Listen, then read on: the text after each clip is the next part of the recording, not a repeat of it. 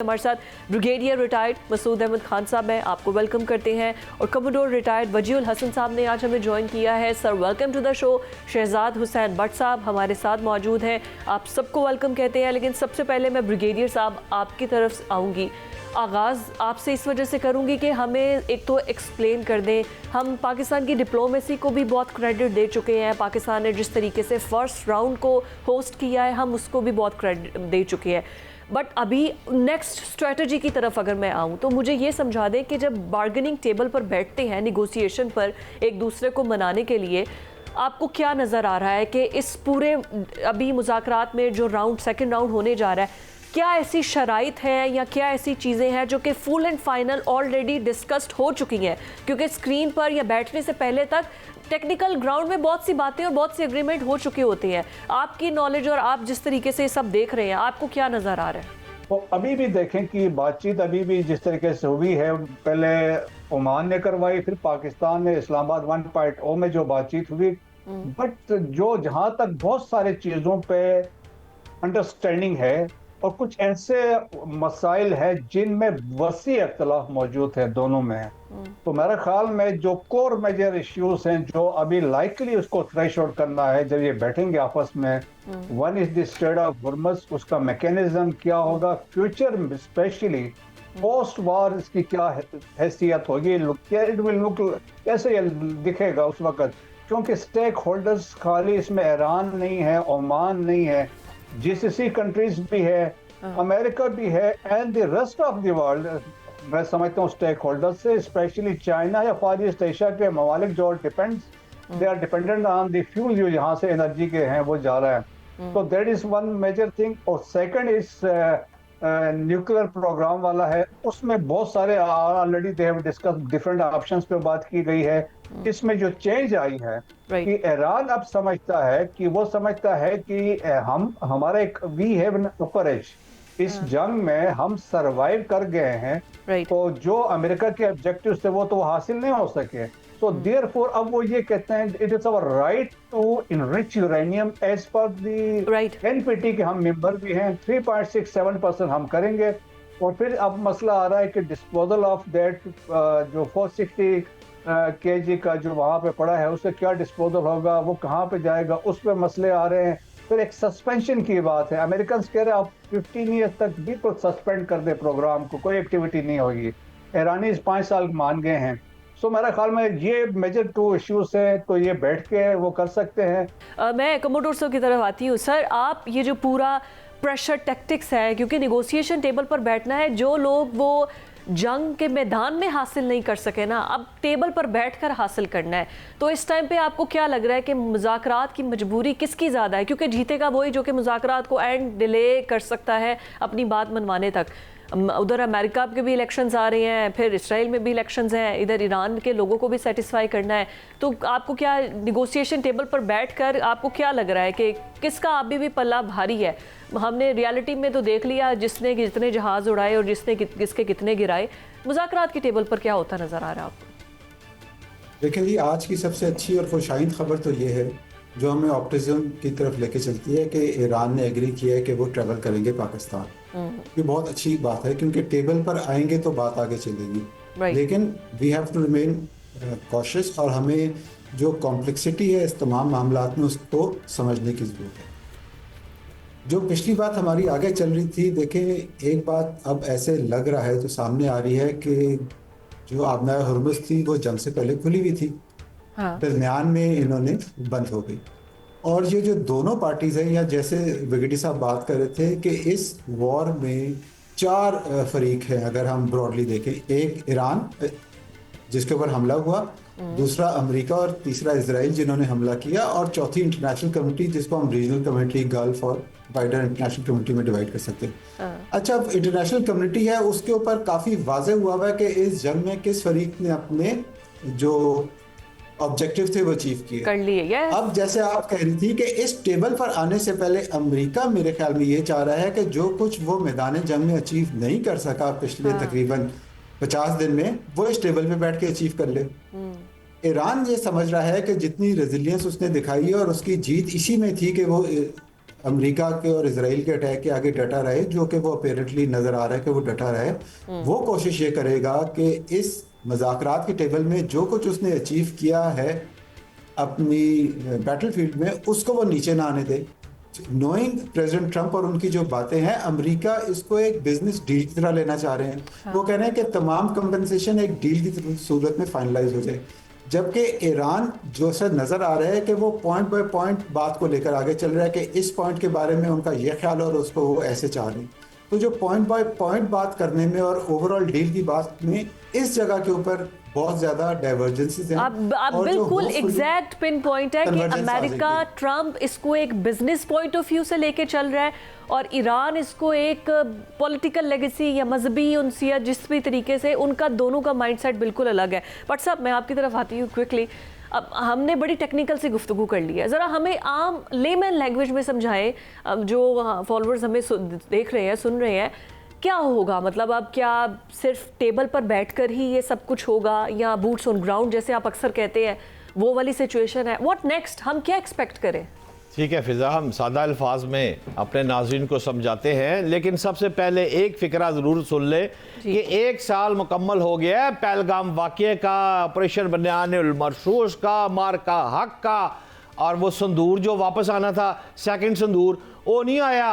और उसके बदले में आज तोहफ़तन मिस्टर ट्रंप साहब ने जो अपनी ट्विटर हैंडलर से एक लफ्ज़ लिखा है, अल्लाह माफ़ करे, वो लिखता है जहन्नम का गड़ा, जहन्नम का गड़ा है भारत, और भारतीयों को कह रहा है कि लैपटॉप गैंगस्टर। अब पता नहीं लैपटॉप गैंगस्टर ये क्या होते हैं, ये ट्रंप को पता होगा या भारतीयों को पता होगा, लेकिन मैं अपने नाज़रीन को भारत का नाम लेकर उनका वक्त नहीं ज़ाया करना चाहता। मैं आपके सवाल के जवाब पर आता हूँ। बात ये है फिजा कि ये जो जंग शुरू हुई तो उसके बाद आपना हरमस बंद हो गई, अमेरिकी सदर बार बार खिलवाने की कोशिश करते रहे, नाकाम रहे, और अब वो कह रहे हैं कि जनाब 50 करोड़ डॉलर जो है वो रोजाना का ईरान को तेल का नुकसान हो रहा है, और मैं अपना हरमस को बंद कर रहा हूं और नाकाबंदी कर रहा हूं। इससे अब ना तो जो आप सवाल कर रही है ना तो बूट्स एंड ग्राउंडों ने है, नवश्ता दीवार है, ना तो अमेरिका ने दोबारा अटैक करना है, रिटर्न ऑन द वॉल है। अच्छा। कुछ ना लड़ाई होनी है, ना बूट्स एंड ग्राउंड होने में, और सिर्फ होना क्या है, होना ये है, ये जो स्क्रू किया ना इसने भारत, इसको ईरान को थोड़ा सा, ये जो इसका तेल पानी जरा थोड़ा सा टाइट किया है। हाँ। आप ये देखें ना, गौर करें कि अगर अमेरिकी अगर सर्वे अगर चेक करें ना तो 2023 की रिपोर्ट पढ़ लें, उसमें लिखा होगा 90% तेल तो जो है वो तो चाइना के पास जा रहा है, ईरान का। जी ऐसे ही। और अब भी अगर बात करें लेटेस्ट की तो 70 से 80% तेल तो ईरान जो बना रहा है वो चाइना लेके जा रहा है ना। बात यह है कि अगर ये सारी चीजें चाइना जा रही हैं तो चाइना भी इसका मतलब है फिर स्टेक होल्डर है। Yes, yes.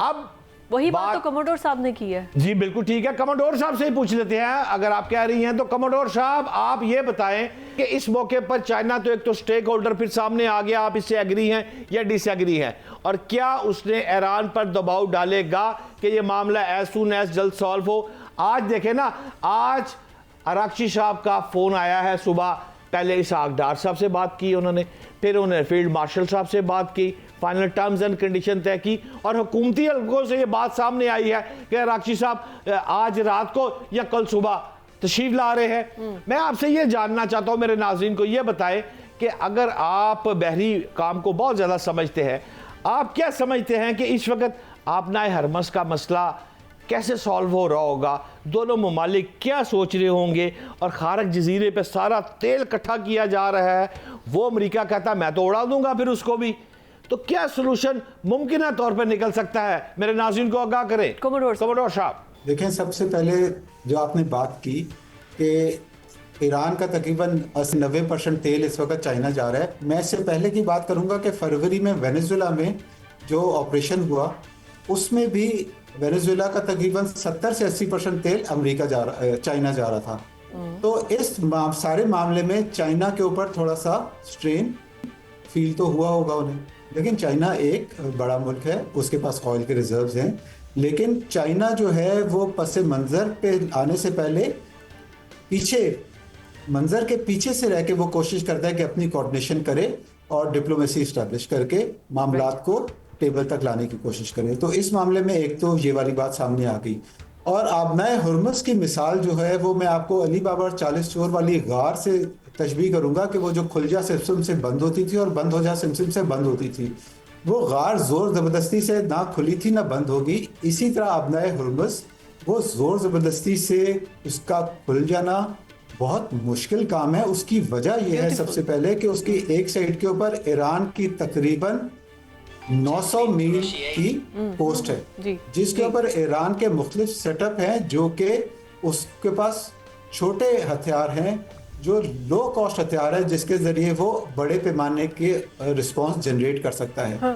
अब अमेरिका को जो कल उन्होंने बात की थी कि उन्होंने माइन क्लियर करनी है, जो बारूदी सुरंगियां अगर उधर कोई बिछी हुई है उसको वो क्लियर करेंगे।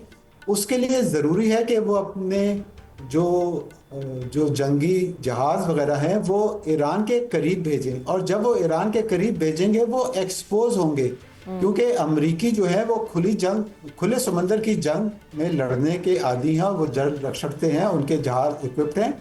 करीब जब पोस्ट के करीब जंग होगी तो उसमें उनको भी खतरात लायक होंगे। वो अपने बड़े जो कैपिटल शिप्स हैं, एयरक्राफ्ट कैरियर्स वगैरह, उनको करीब लेकर आएंगे तो उसके ऊपर खतरा होगा कि ईरान या ड्रोन्स के जरिए से या फिर अंडर वाटर ड्रोन्स के जरिए से या जो समंदर की सतह पर चलने वाली टॉर्पीडो बोट्स हैं उसके जरिए से उनके ऊपर कोई भी स्वार्म टैक्टिक्स यूज करके उनके ऊपर हमला कर सकता है। यही तो बात थी, वो अपने एयर कमोडोर इब्राहिम लिंकन और बाकी जो एयरक्राफ्ट चले गए थे पीछे बैकफुट पर, बिल्कुल ठीक इसी तरह तो जब बैटलफील्ड में आया था। क्विकली ब्रिगेडियर साहब आपसे एक बड़ा ट्रिकी क्वेश्चन करूंगी, बिकॉज ये न्यूयॉर्क टाइम्स की रिपोर्ट भी है मुश्तबा खामनाई के हवाले से भी कि ही इज़ नॉट वेल, उनकी टांग भी, फेस भी, होंठ भी, और बड़े एक प्रोसीजर तरीके से वो अपने हैंड रिटन इंस्ट्रक्शंस देते हैं।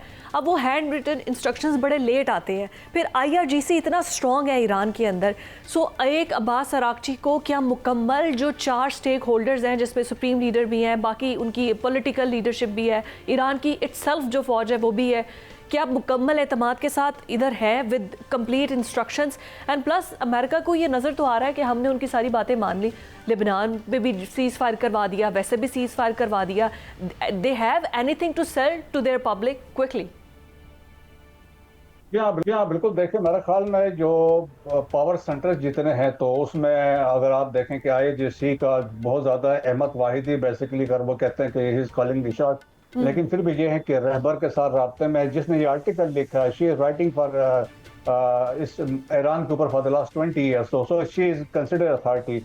लेकिन ये है कि ईरान में अभी जो कंसेप्ट चला है कोरियर से, पुराने ज़माने वाला courier, because of security reason courier को यूज़ किया जा रहा है, फिर वहां से वो इतलात लेके आते हैं और डिलीवर करते हैं। आप ये जो टेबल सजने लगी है एक बार फिर, इसको आप किस नज़र से देखते हैं? क्या ये मामला सॉल्व होने लगा है या फिर दमादम मस्कलंदर ही है? ब्रिगेडियर साहब, मामला बेहतरी की तरफ जाएगा। मैं बहुत मोहतात हूँ, मैं ऑप्टिमिस्टिक स्टिल हूँ, लेकिन ये है कि हो सकता है कि कोई बहुत सारी चीज़ों पे इनका आपस में अंडरस्टैंडिंग है, कुछ चीज़ें ऐसी जिन पे यकीनन इख्तलाफात हैं, और आप देखें कि ये यकीनन इसमें टाइम लगेगा। हो सकता है कोई अंडरस्टैंडिंग MOU कर लें और फिर कहें कि जो इम्पोर्टेंट जो चीज़ें हैं उसके लिए we can take couple of months या उसमें डिस्कशन हो गए, then we will sign a comprehensive agreement. तो ये पॉसिबिलिटी भी हो सकती है। And you being really careful, मैंने सबसे पहले आपसे यही सवाल किया था बिकॉज इनसाइड इन्फॉर्मेशन आपके पास होगी, but you still didn't close that.